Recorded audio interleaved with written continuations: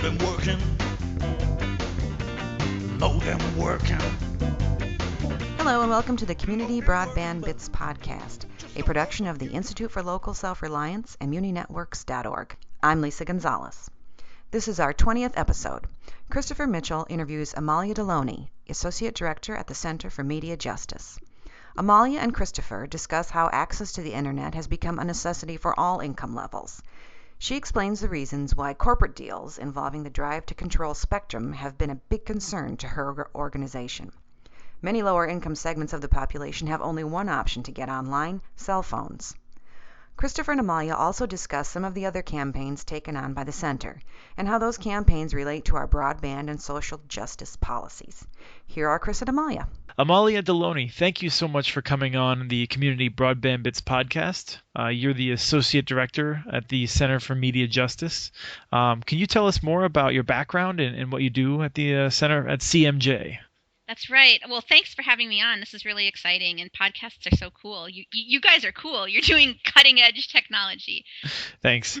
At the Center for Media Justice, I do a little bit of everything, but I think in the role of Associate Director, the piece that's really front-facing is that I get to kind of set the policy and help lead the policy, both for the Center for Media Justice, but also the Media Action Grassroots Network, which I think in many ways more people know about the reach of Center for Media Justice through the network. Many people know it's about 140 organizations deep right now.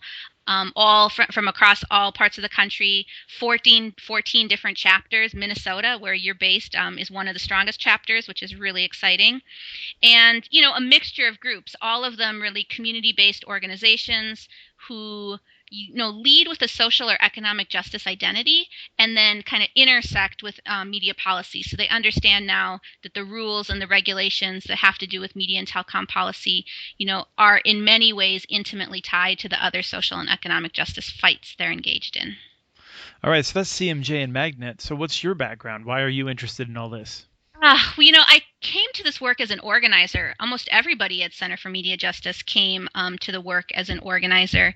And so for many years, now, I live outside of Chicago, but for many years I was based in Minneapolis and at the Main Street Project, really working primarily in rural communities with Latinos, rural Latinos in meatpacking towns, working on social and economic justice issues. And, I wasn't one of those people that aspired to policy. I sort of knew what it was from a distance, both in college and law school. I knew what media and telecom was, but it definitely seemed like something that was way too esoteric or wonky for me. And I backed into it. I backed into it the same way I think a lot of the folks in Magnet back into it. We were doing massive campaigns in these rural communities. It was during a time, about 5 years ago, when there were the largest immigration raids happening. And we saw a series of raids in each of the communities that we worked in. One in Wilmer, then one in Marshalltown, Iowa, then over in Idaho, and then Oregon. And it was interesting because even with the really amazing community-based work we were doing, the really strategic and tactical organizing, the amazing leadership that we had developed, in each and every instance, the place where we really lost ground immediately was the media.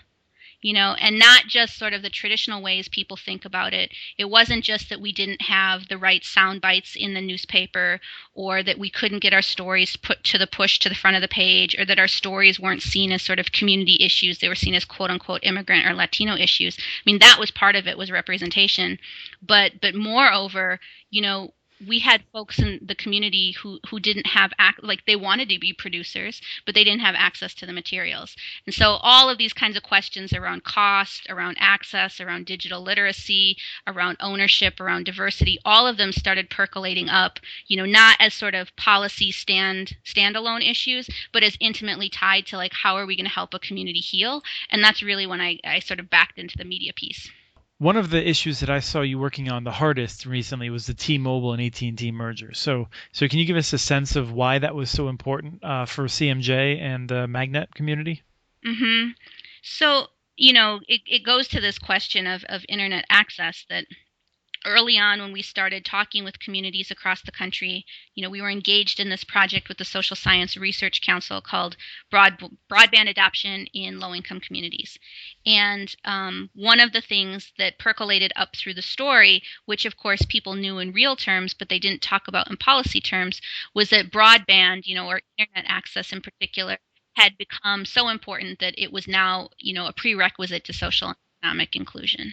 So we talked to community members from across the country who gave very specific instances of how, internet had moved from this luxury to a necessity. They needed it for MFIP. They needed it to apply for food stamps. They needed it to regulate their immigration or refugee status. They needed it to apply for jobs. The entire Minneapolis school district, for example, all of the parent-teacher interactions run through something called Parent Portal, everything from setting up your children's parent-teacher conference to monitoring their attendance and tardiness. So, out of that sort of experience, we had this framework of internet being a necessity, not just a luxury. But the challenge, for all of these community members, or the biggest barrier, was cost. They couldn't afford to have, the home internet connection plus all of the other things that go with it. So it's not just the internet connection, it was the computer, and it was the printer, and it was paper, and it was ink, and it was everything like that. And so the stories started to come forward, from people about how they sort of Mickey Moused, or how they overcame those obstacles. And what was central to all of this was the cell phone. So that, if, of course their choice was to have a high-speed home internet connection, but if they couldn't afford that, what was the one thing they were going to put their money towards? They were going to put their money towards a cell phone plan where they could get some internet access. So when the merger came forward, it was really clear for us when you started to look at the numbers, who was impacted. It was low-income communities, and it was primarily Black and Latino. 18% of all English-speaking Latinos, or 18% of all African Americans, and 16% of all English-speaking Latinos, basically telling Pew in a study that the exclusive way they accessed the internet was through their cell phone. So with the merger, T-Mobile was a low price carrier. It was also a company that had, a good reputation with a lot of communities of color. It also had a business model that was really developed to reach this kind of lower end group of folks. Whether their stores were placed in strip malls or in smaller set-aside places or lower or smaller communities, folks could get to T-Mobile. They could afford their monthly price, and by having that affordable cell phone price, they could additionally add on the internet access they needed. Now, it's not perfect, it's not the same as a home computer, but it became a really crucial fight for us because we needed to keep an affordable option, and that wasn't going to be AT&T. What is the assumption that would have happened if T-Mobile had merged with AT&T? Oh, it was really clear for us that if, that AT&T was trying to take out the top competitors. So I think AT&T was number one. And then if they had merged with T-Mobile, it would have basically just left two carriers competing, not even competing, two carriers in the market. So AT&T and Verizon, which would have essentially been a monopoly and no competition. So in addition to the massive loss of jobs from all of these people working in the T-Mobile call centers and service centers across the country, we knew that prices were going to go sky high, and that the one form of access or on-ramp people had to the internet was going to, basically close up. I think that it bears mentioning. It ties into community networks in ways that may not be incredibly obvious to start. I was thinking about this recently with the work that you're doing right now on the prison phone campaign, and thinking to myself, well, I don't know how much time I can put into this. It seems like it's sort of tangential.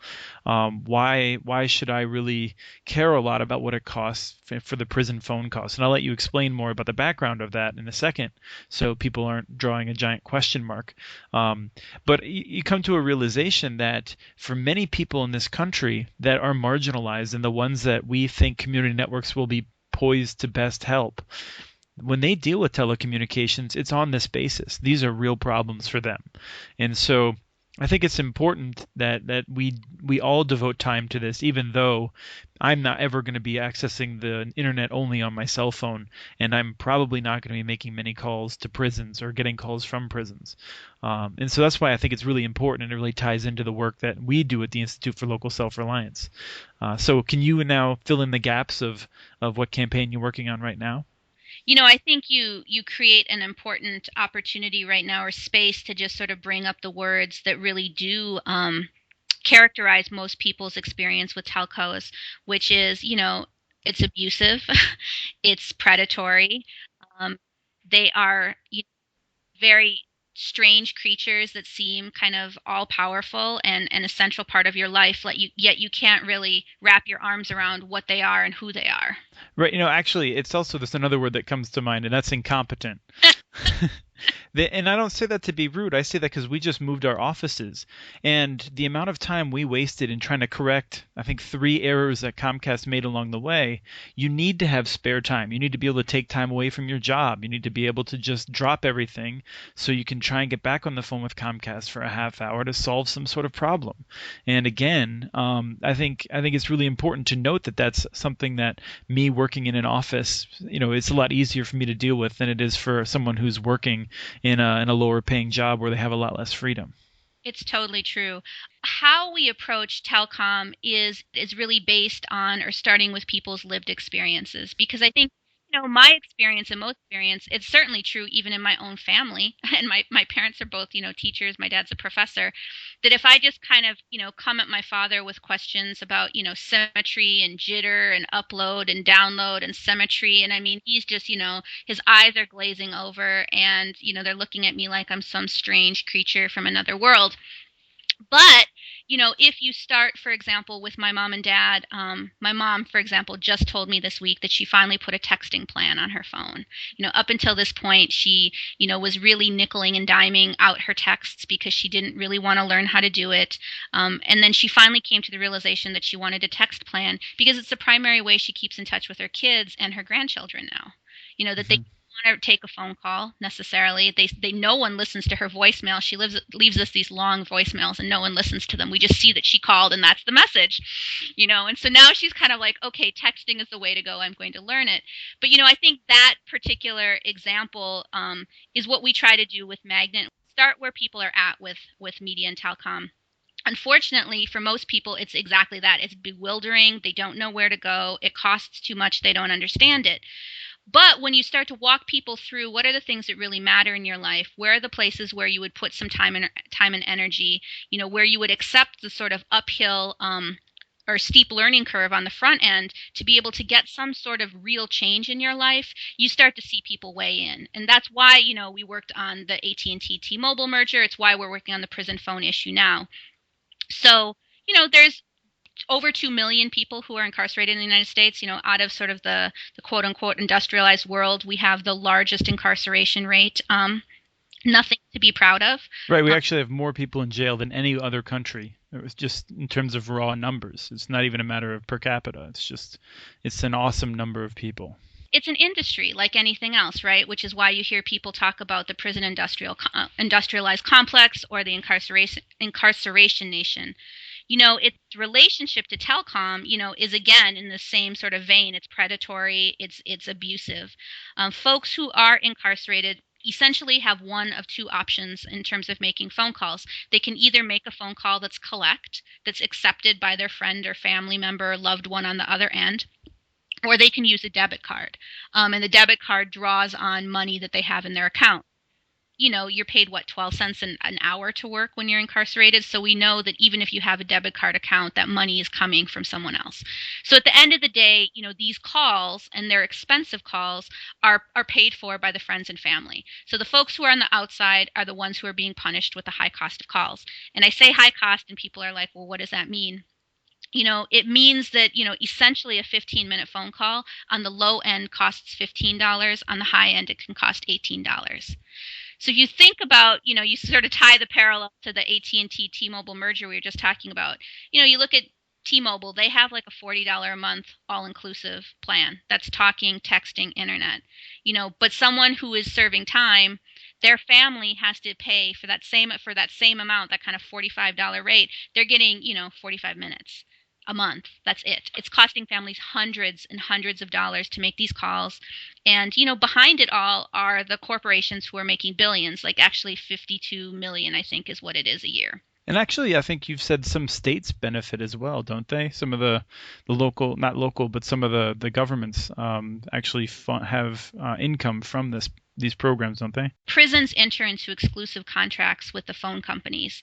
And unlike any other contract where a contract is provided and you look at the one that's like the most cost beneficial or the one that's the lowest, these contracts are actually awarded in the reverse. The contracts that the prisons make with the telcos are actually to the ones that turn in the highest bid, because what is built into that bid is what we call a commission or a kickback that goes directly to that prison. Now, the prisons will tell you that they take that money and use it for all kinds of, important programs like education, healthcare, physical fitness, things like that. And that's one of the biggest kind of arguments against this campaign is, why are you trying to cut down on those things? What we're trying to say is that we're not trying to cut down on those things. We think that any kind of self-improvement program is important, but it shouldn't be through the form of a regressive tax that only the families of those who have incarcerated members are paying. That's the real issue. Is if in fact recidivism, reentry, rehabilitation is a national goal, which many people say it is, then it needs to be borne by the nation, not just by a certain segment of the population. And one of the things that I found interesting was just the role that being able to be in regular contact with your family provides in terms of rehabilitating someone who may have committed a number of crimes or have some other problems that they're wrestling with. And so, to the extent that you make it harder for them to talk with their families, you're making it harder for people to come out of prison and again be productive members of society. And I think this idea that communication is a human right is sort of a thread through all of our work. I mean, including your work, and the Media Action Grassroots Network. It's more stark, I think, in the case of the prison phone call campaign, but I think it's true in all of the things that we've been working on: Muni broadband, rural access, affordability. That time and time and time again. I mean, the reason why people don't think internet is a luxury, it's a necessity. The reason why people go to the extra effort to keep their cell phone on. The reason why people go to the extra effort to find ethnic press with stories that matter to them, all of this rests against a backbone that's about communication. The people want to be in contact with one another. They want to know more about themselves, their communities, the people they care about, and the issues that impact them. And so where would you direct people who want to learn more about the work that you do with CMJ? So if you want to learn more about the network itself, like where the different chapters are, how you can get involved, you can go to the Magnet website. It's mag-net.org. There's a map there. You can click on your state. You can find out who's active. You can see all the different actions we're doing. Center for Media Justice, we have our own website. It's a very long URL, centerformediajustice.org. And then specific to this issue, the prison phone campaigns, there is a website for that. And you can just do a Google search for, I think it's phonejustice.org. That's what it is, phonejustice.org. And we'd encourage people to get involved in any of these areas. I want to also just put an extra plug for Magnet because we're a member at the Institute for Local Self-Reliance. We're strongly supportive, and I think one of the things that Magnet does that I really like is that they're regularly filing comments on sort of wonky dockets, and it's something that I would like to be more involved in, and I don't have the time. And so we're able to work with Magnet and sign on to comments and to have a better voice in Washington, D.C. And so I think for others who are out there like us who are saying, I live in Indiana or I live in California and I don't really know what's happening in DC, but I think my viewpoint matters. I think getting involved in an organization like Magnet can be very helpful to getting a real voice of people in DC. I mean, I definitely think we feel the same. The reverse is true, is that it's new territory to learn, and we're sort of all learning it together, but it's kind of based on that idea that we all do better when we all do better. And I think the Beltway is an interesting beast, and making sure the real public has a public voice is really important. So organizations like yours and others across the country, who don't have the luxury of sort of being in the Beltway and having that access, we're trying to create some space for them. That was Thank you so much for coming on the show, Amalia Deloney from the Center for Media Justice. We encourage you to visit the campaign websites Amalia mentioned during the interview and get involved in the issues that matter to you. The Media Action Grassroots Network at mag-net.org, centerformediajustice.org, and phonejustice.org. You can sign up for regular updates specific to any of those projects at each website. If you have any questions or comments, email us directly at podcast@muninetworks.org. Our handle on Twitter is @CommunityNets. This show was released on November 6th, 2012. Thanks to Fit and the Conniptions for the music, licensed using Creative Commons. The song is called Got My Modem Working.